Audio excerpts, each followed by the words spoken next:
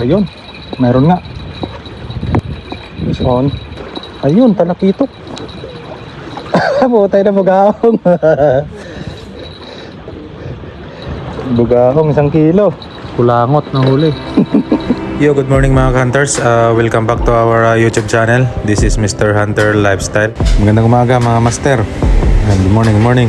So, panibagong araw, panibagong fishing adventure. So, kasama natin ngayon si Roms RJB. Ayan. Subscribe niyo yung kanyang YouTube channel mga master. So, ayan mga master, babiyahe tayo papuntang Yong'an. So, sa Yong'an Fishing Harbor tayo magpipishing for today's video mga master. Ngayong araw ay may kalayuan yung ating pupuntahan. 45 minutes mula Chongli hanggang Shinwo District sa Yong'an Fishing Harbor mga master.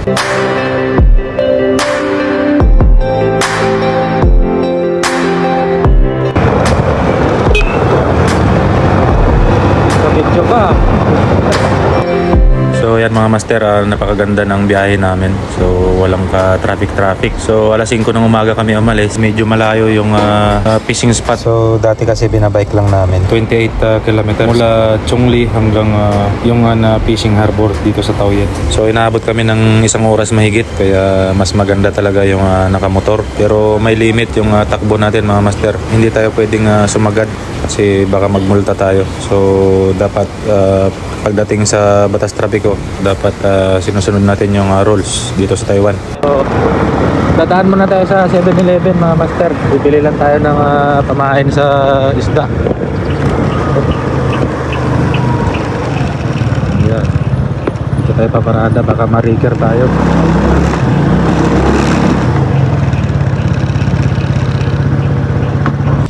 So ayan mga master, dumaan muna kami ng 7-Eleven. So wala kasi kaming dalang pamain.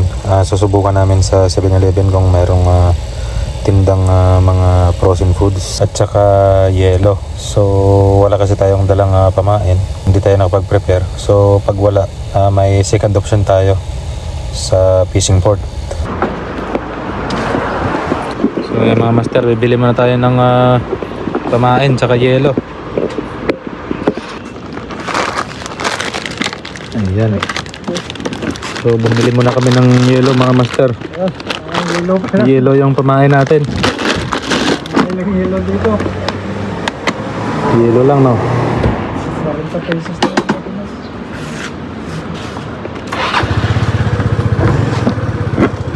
na. Let's G.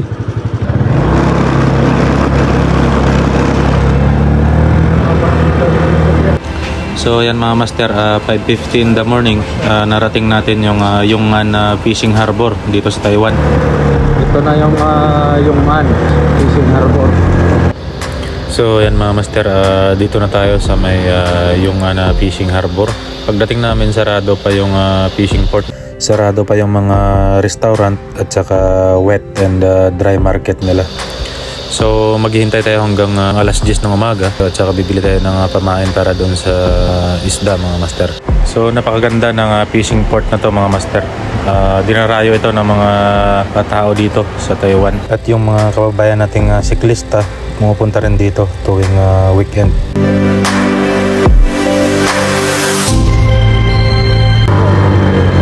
So hanap tayo ng magandang paradahan mga kaibigan.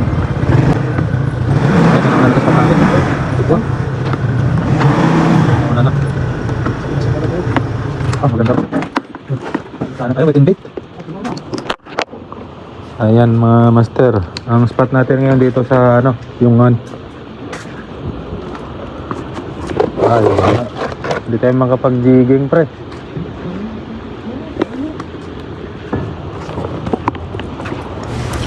So ayan mga master, nandito na nga tayo. So akala namin kami na yung nauna sa spot namin. So may nauna na pala sa amin, ang dami. Mga chikwa, ang daming chikwa mga master nagpi-fishing. So ayan mga master, hindi na tayo pwedeng lumapit dyan sa kanila. Kasi baka mapagalitan tayo. Oo. Napakarami nila dyan sa spot na yan. So hahanap tayo ng pwesto.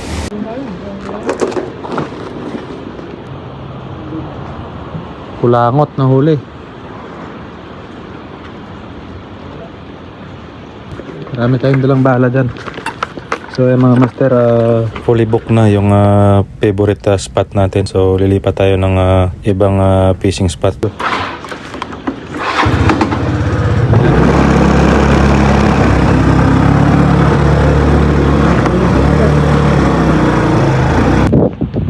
so yan mga master, nakahanap tayo ng magandang pwesto. Ayan. So dito tayo pa pwesto, dito tayo maghahagis. So mag-wait and bait tayo ngayong araw. So medyo tanghali na mga master, alas 9 na ng umaga. Yung sama natin si Romer from Sir JP, YouTube channel niya mga master. Pamain natin is hipon mga master. Ayan, pabili lang natin. Buhay pa to kanina, so pumipitik-pitik pa. Ito yung, ayan o, buhay pa. So ito yung pamain natin sa target species natin. Alright. Ayan o. So ito yung gagawin nating bait sa saltwater mga master. So dito tayo mag kakasting mga master. Ayos na yan para malaki din yung huli.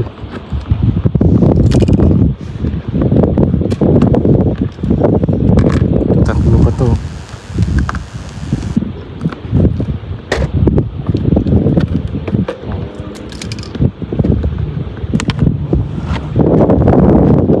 Pamain natin mga master, i-prepare na natin. Iwan lang natin ng maliliit.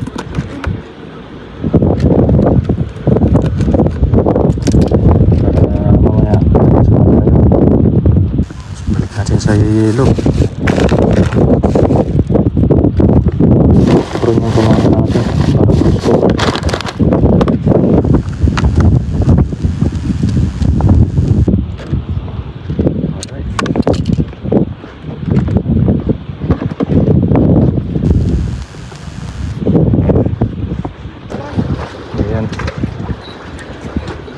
So may nag-strike mga master, ubos agad yung ating pamain. Balik tayo.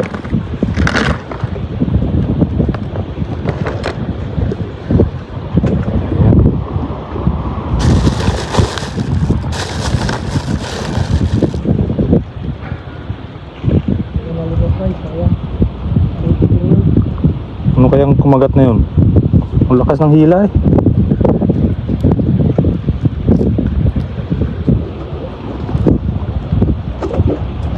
Ikan mo konti pre.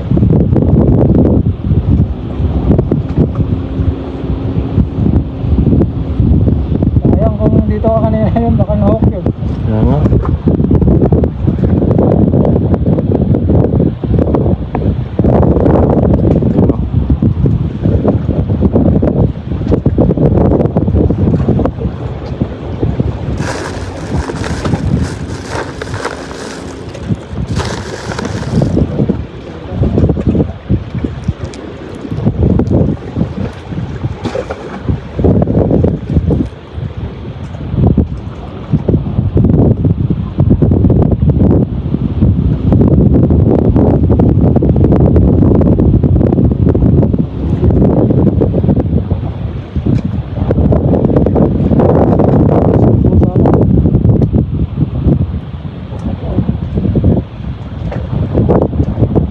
Right.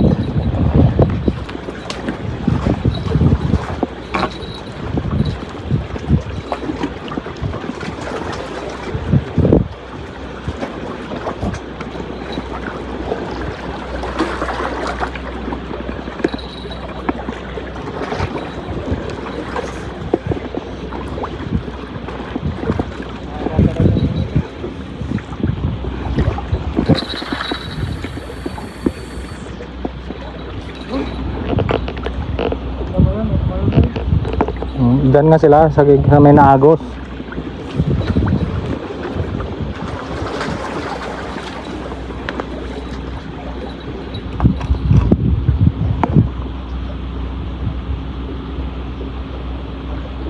Kasi nagsuba yung mga yan, nag-ano ng pagkain eh. Ito.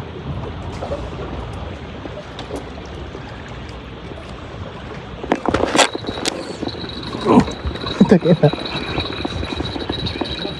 Fish on. Fish on na kaya to? Ang bira.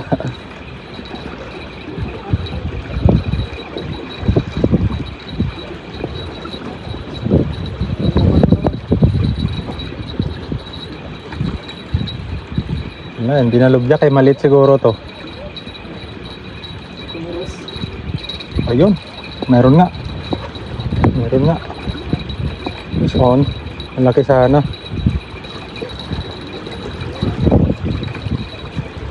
Maliit pre. Ayun, talakitok. Butay na bugahong. Bugahong 1 kilo. Ano, take out na rin to. Kumain.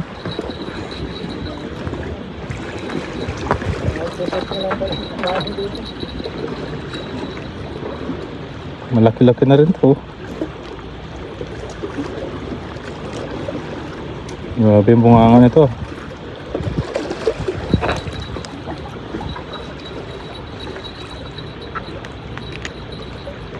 Ito na yan, take out na yan. So,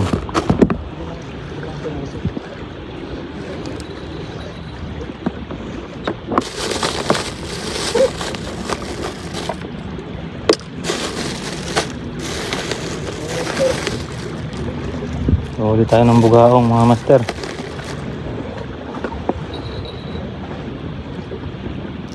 Yung bugaong fishing.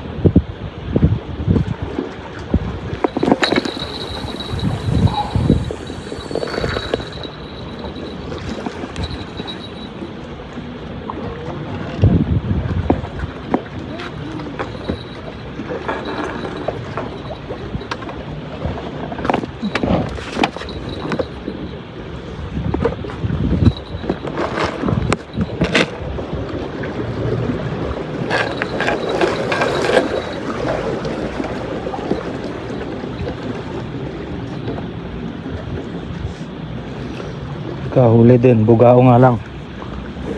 So yan mga master, tanghali na. Nakahuli tayo isang kilong bugaong.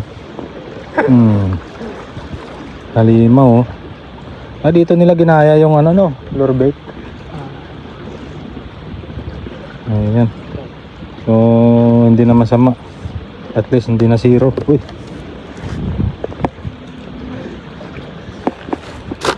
Yung Taiwan. Ayan, so naggawa tayo ng improvise para may silungan tayo dito sa kay Haring Araw. So mga master, nakapiso na naman tayo. Nasa maliit, bugaong na naman.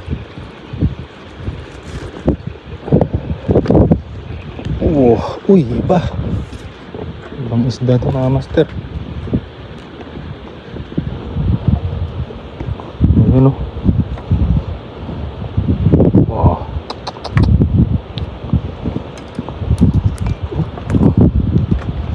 So 3 na yung nahuli natin. Ay, maghapon tayo dito. 3 nahuli natin, 2 bugaong. Ayan. Oh, ang ganda. Sarap sa bawan ito. So napakalaki ng ating fishing rod pero yung huli natin napakaliit. So bugaong, siguro hindi season ng mga malalaking isda. So hindi lumapit yung mga isdang malalaki. So yung nahuli natin 2 bugaong at saka 1 hasuos. So hindi na masama. At least hindi tayo na zero mga master. piprito lang natin to.